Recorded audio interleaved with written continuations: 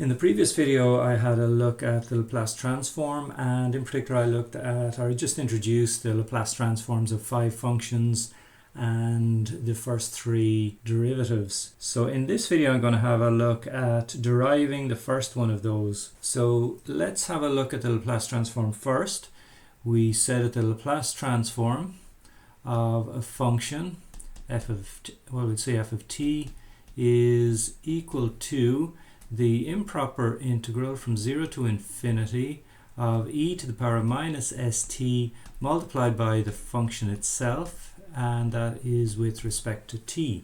So the first one that we looked at in the previous video was the function 1. So we're going to look at the Laplace transform of 1, and where did that come from? So 1 is just really t to the power of 0 if you like, so let's do that. So we've got to do the integral from 0 to infinity of e to the power of minus st times 1 with respect to t. So let's have a look at integrating this.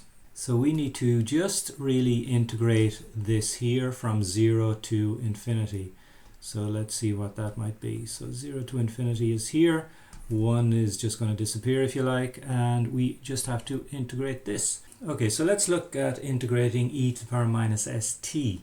So e to the power of minus st, if you integrate e to the power of anything, it's just going to be e to the power of the anything if you like, st. So let's say this is our solution here. When we integrate e to the power minus st, we get e to the power minus st. Well, let's just check that. And the way we would check it is just to differentiate it. Let's see what happens if we differentiate this. Well, if we differentiate e to the power minus st, we'll get e to the power of minus st, but then because it's not an e to the power of t, it's e to the power of some function of t, we've got to differentiate this here as well. So if we differentiate minus st, we'll just get minus s. So did we end up with this function here? No, we didn't. We've ended up with an extra minus s. So my second guess here is going to be 1 over or minus 1 over s e to the power minus st. Now the reason I picked this is because I ended up here with a minus s. So now I'm going to divide by minus s to see if I can get rid of it. So let's differentiate this now with respect to t. See, do we end up with this here? Well, let's see. This here is going to be a constant, so it's just 1 over minus s e to the power minus st.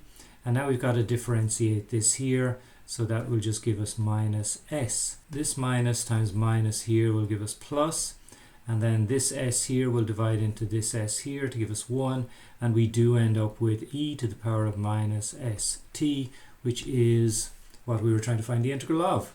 So my solution is this here, the integral is this here, so it's minus 1 over s e to the power of minus st.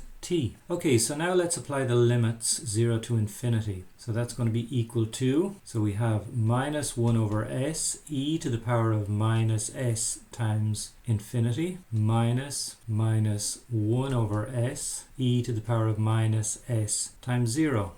Okay, so let's work through this here. Now, if we look at putting in infinity here, if you like, really what we're doing is finding the limit of this function here, the limit of this function here as t goes to infinity. So what will actually happen? So we will get minus 1 over s. This is e to the power of minus s times something, so that's 1 over e to the power of plus s times infinity, if you like. Over here we got minus minus, which is plus, and then we have e to the power of minus s times 0, which is 0. So anything to the power of 0 is just 1. So we just end up with 1 over s here. Now let's have a look at this here. What's going to happen? Well, if we raise e to the power of an increasing power, the fraction itself is going to get smaller and smaller, and its limit is going to be 0. So this entire expression here will just become 0, and we're left with 1 over s. So that's really it, our Laplace transform then, the Laplace transform of 1 is just 1 over s. So that's the first one. In the next video I'll do another derivation of one of the Laplace transforms.